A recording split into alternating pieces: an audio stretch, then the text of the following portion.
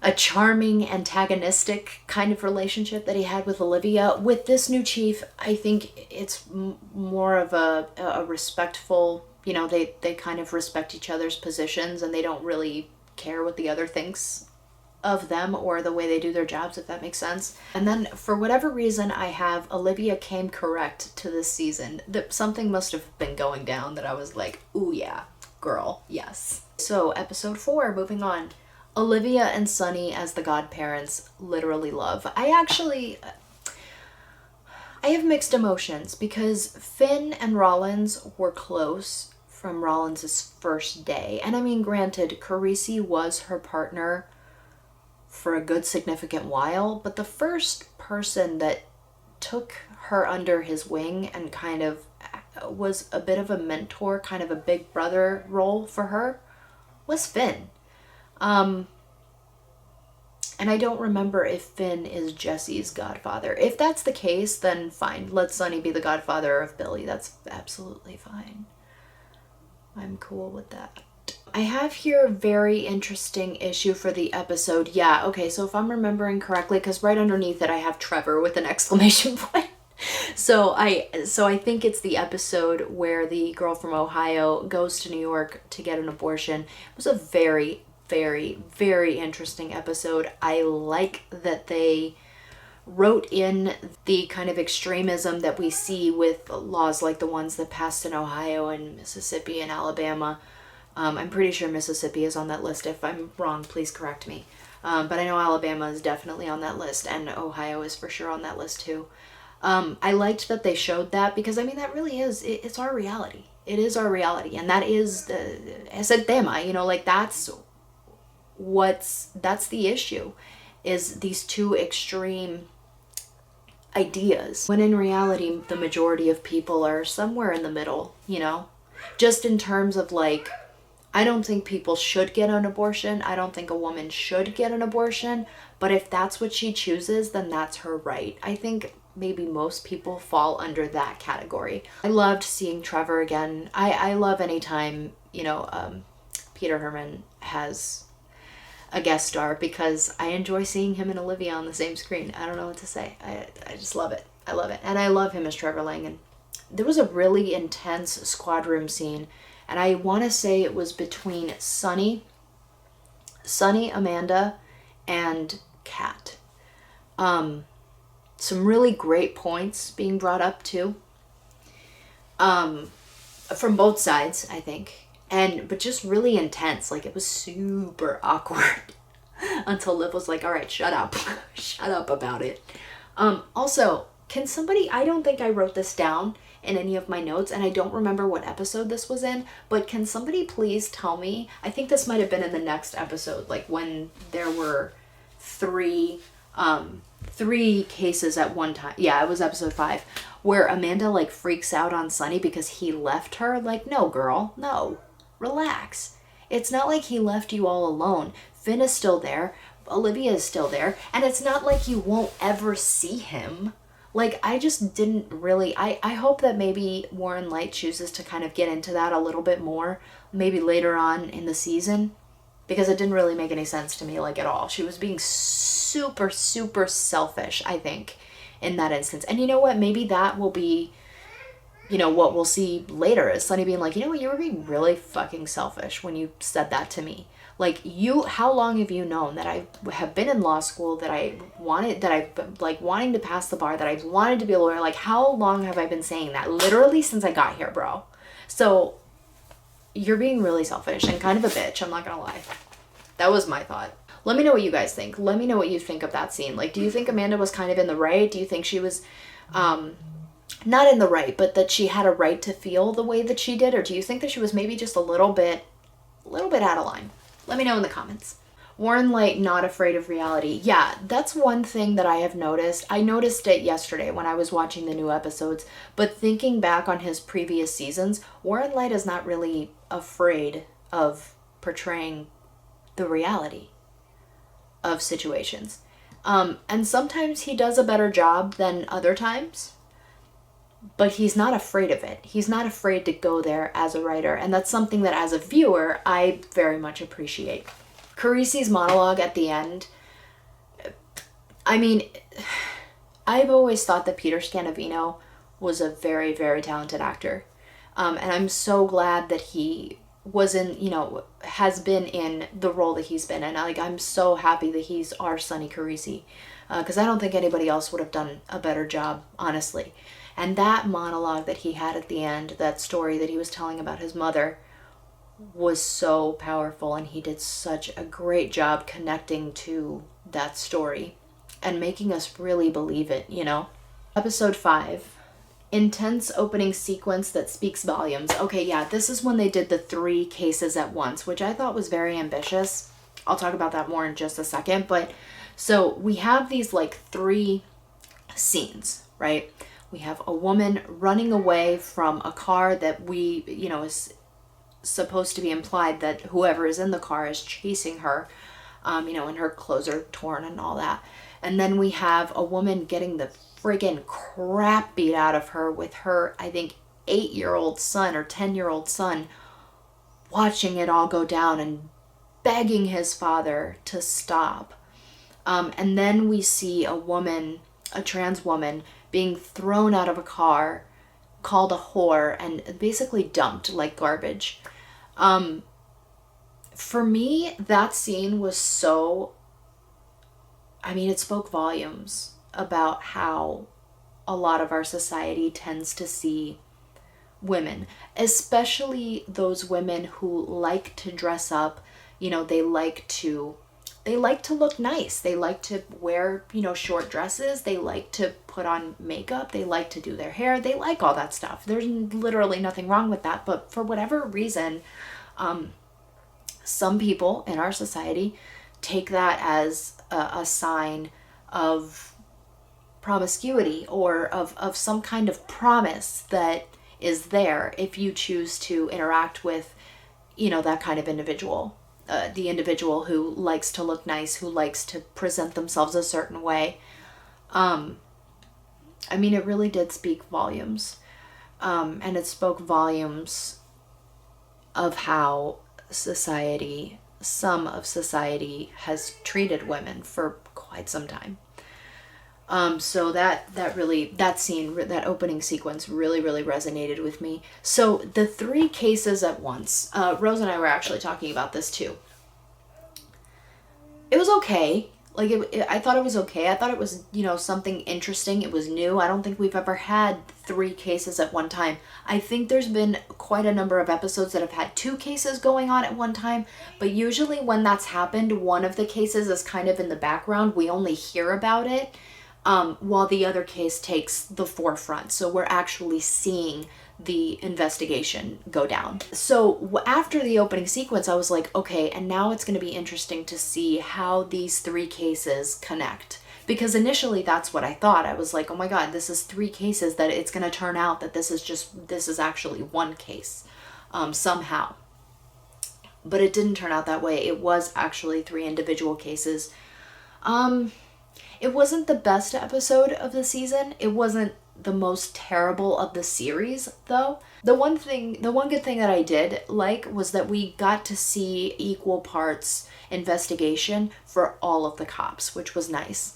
Which we usually get that with one case anyway, but usually with one case, it's 1 or 2 detectives taking the lead, and then the others kind of filling in the blanks or helping, however they can. There were some really good squad scenes too, I'll say that. And I really loved how supportive of Carisi that the SVU squad has been, especially Olivia and Amanda.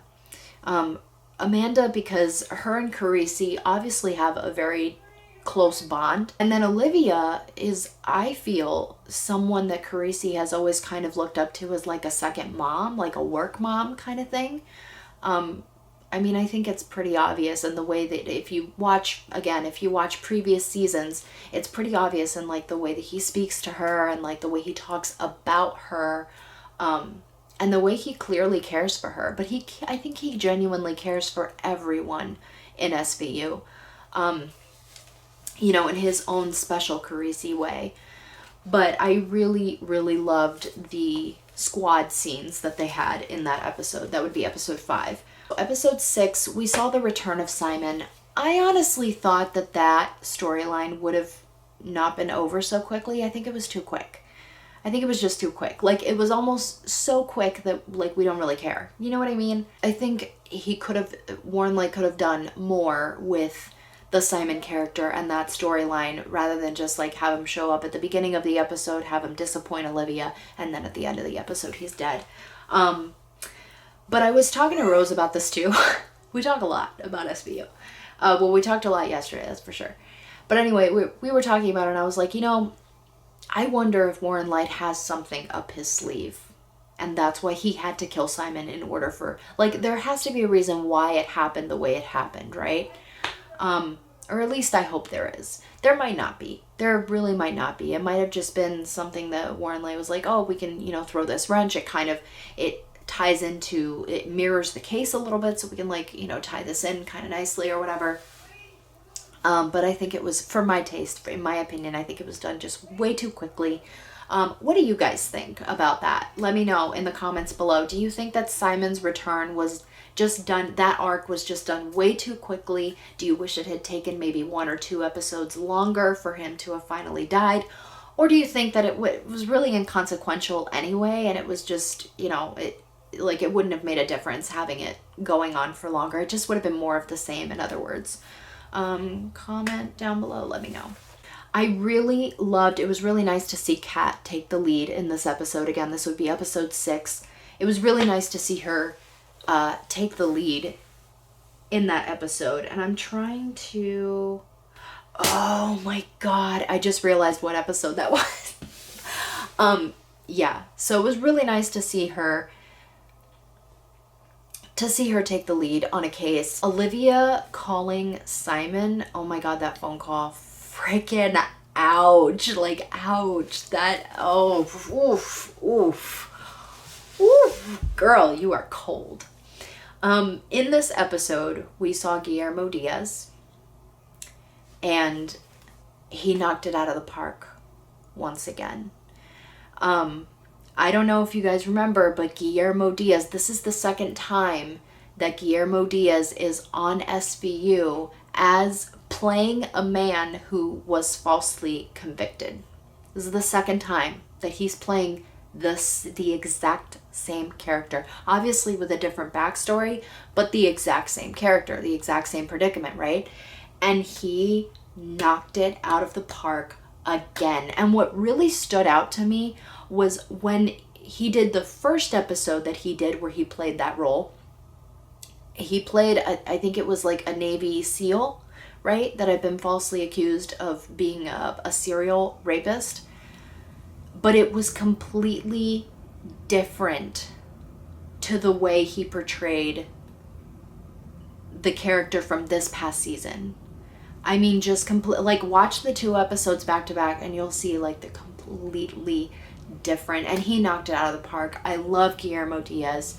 He's such a good actor. If you've never seen Weeds, definitely check out Weeds. Obviously, he was also in Half Baked. He's done a slew of other projects too. I highly recommend you check out his IMDb. He's great. And I mean, he really showed off his chops with that, playing the exact same character 2 completely different ways. Bye. I'm going home. Melinda is back. At least she was in that scene, so to me, she's back. I really hope that she gets utilized again. Tamara Tooney is one hell of an actress, and I mean, Melinda Warner is just kind of iconic in the SVU world. I feel she's that character is just iconic. She's been in there since relatively the beginning. And she's great. She's great as Melinda Warner. So I really hope that they continue to have scenes with Melinda Warner because she was fantastic. So one thing that I think could come out of Simon's death was Olivia's guilt. Like, she clearly has guilt. I knew she was going to have guilt. But where is it going to lead? That, for me, is the interesting part. Where is that guilt going to lead her in her personal life, maybe even in her professional life? I think it's going to be very, very interesting to see. So, episode 7, I have written down here, the diversity of the cast and characters is much better. And I mean, I truly think so. Because, I mean, look, We have, I don't know for a fact that she's Indian, or Iranian, Muslim, cat. I don't know. I really don't know, because I don't think they've said, and if they said, I didn't catch it. But I did notice the necklace that she wears, and I don't know what language that is, so I'm not sure. But we have Kat, we have the new chief. We had, in this specific episode, episode 7, we had the other, I think he was a sergeant in a different department, who was Asian.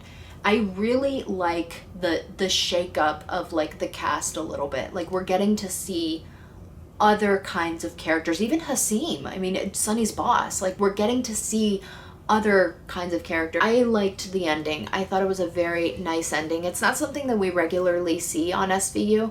Like, usually an SVU ending is like either super freaking satisfying, super really frustrating, or like super sad, or just ambiguous.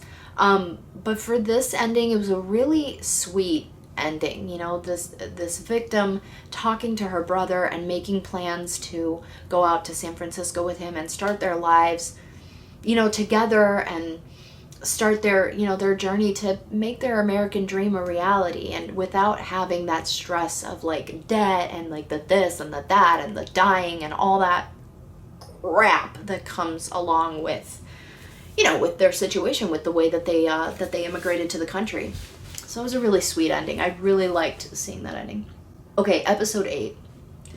This one literally sent me to a loop. The first note I have here, as you can see, is what the fuck is going on? I literally had no idea. I was like, okay, clearly something's happening to this girl, but she's like seeing colors, and she's like talking to like goblins. Like, what the hell did they give her? And like, I don't think I know what happened still. Like, what happened? I mean, we can speculate that all 3 of those guys that came into the room that she saw like raped her, but were there more? Did only one of them rape her? Did all 3 of them rape? Like, DMT, new drug, making a comeback. I don't know why I put that in there, but okay, so DMT, the only thing missing in this episode for me was the classic Finn, you know, tagline with literally any drug that's ever been mentioned on this show. And I know you guys know exactly what I'm talking about, but you know, whenever he would say, oh yeah, it's DMT, kids are calling it DMT. So I don't know why I wrote this down, but when she was going over the case with the squad, Olivia, that is, when she was kind of, you know, they have the board and the pictures and the so when she was going over that, she actually gave the entire squad the finger. And that was amusing to me. I wrote that down. I'm sure that it wasn't on purpose. It was just really funny. Anyway, also, Amanda taking DMT. Is she out of her damn mind?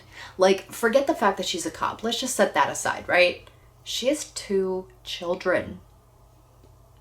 What was she thinking? And I think, like, it was supposed to be the way that they showed us that even though she was a cop and she was doing her job, she still had an admiration for this guy that they were investigating, because she had known of him before.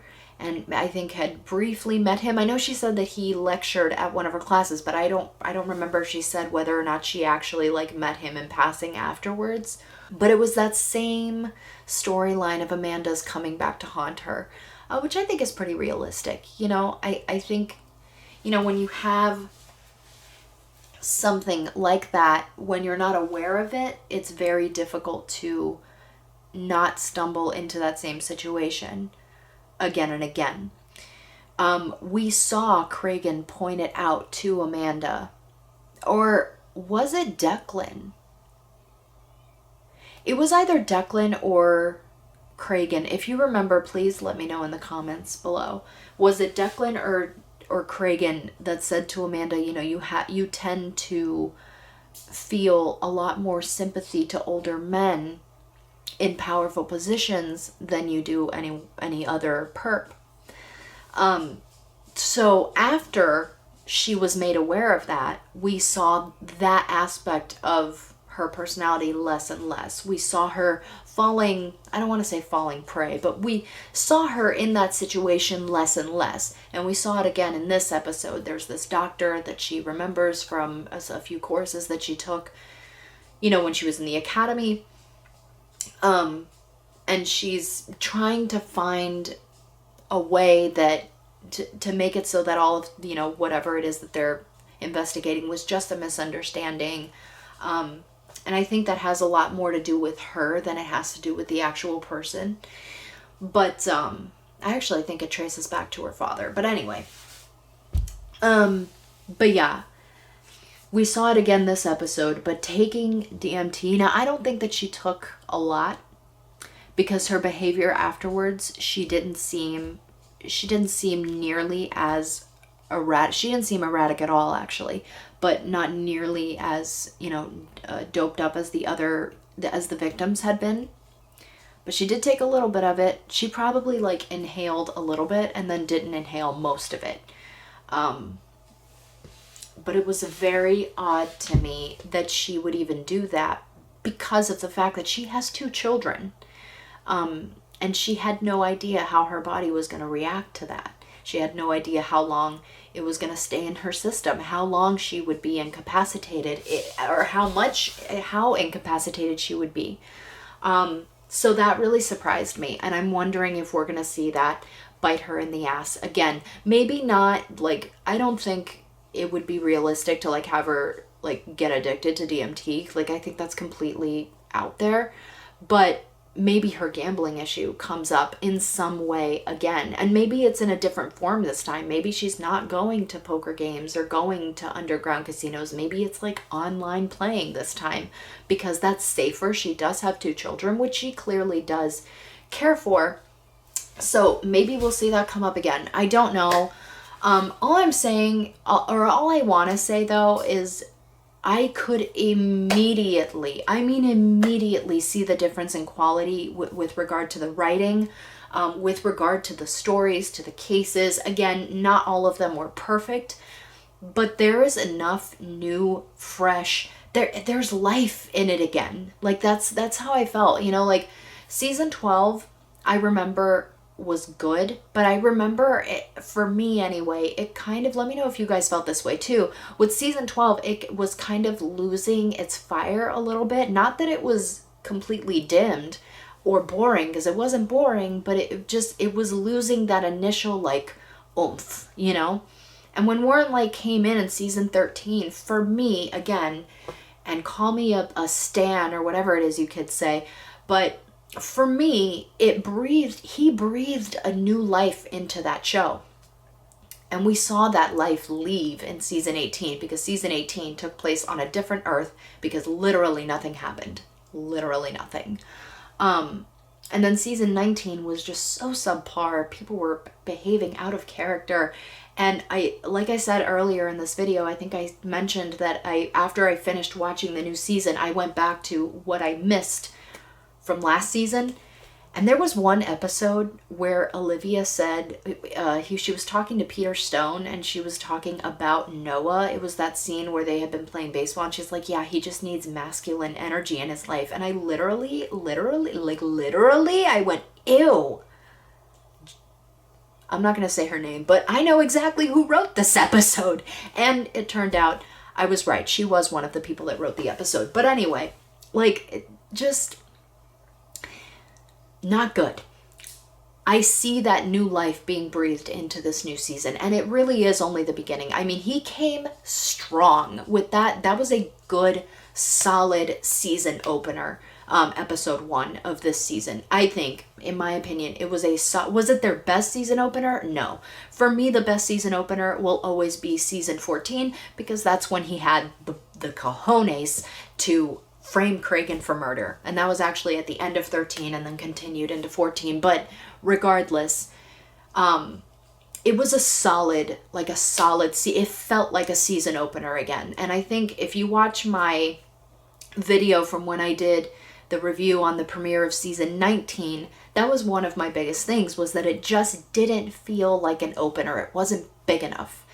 This time, for season 21, I felt it felt like a season opener. I thought it was, you know, really strong. And again, he's breathing new life, you know, new characters, new dynamics, new ideas, new positions, new perceptions of reality. So I really, really appreciate that. I think the writing is so much better than last season and 19. I mean, just so much, but just miles better. Like, he's really he's doing everything he can to right the ship, Warren Leight. And I so appreciate that. And I'm excited to see where this new season goes. Like, this is the first time in quite some time that I am so excited for Wednesday. Or is it Thursdays? It might be Thursdays now. I'm so excited for Thursdays because SVU is going to air. I don't know what day it airs. Let me know in the comments below. It's not going to really matter because I'll have to see it the next day anyway because I don't have cable. I watch it on when it airs on Hulu. But even still, it'd be good for me to know what day they air so that, you know. And that's all I got for you today, kids. I mean, there were only 8 episodes. I was really sad, actually. When I got to episode 8, I was like, damn it, I want another episode.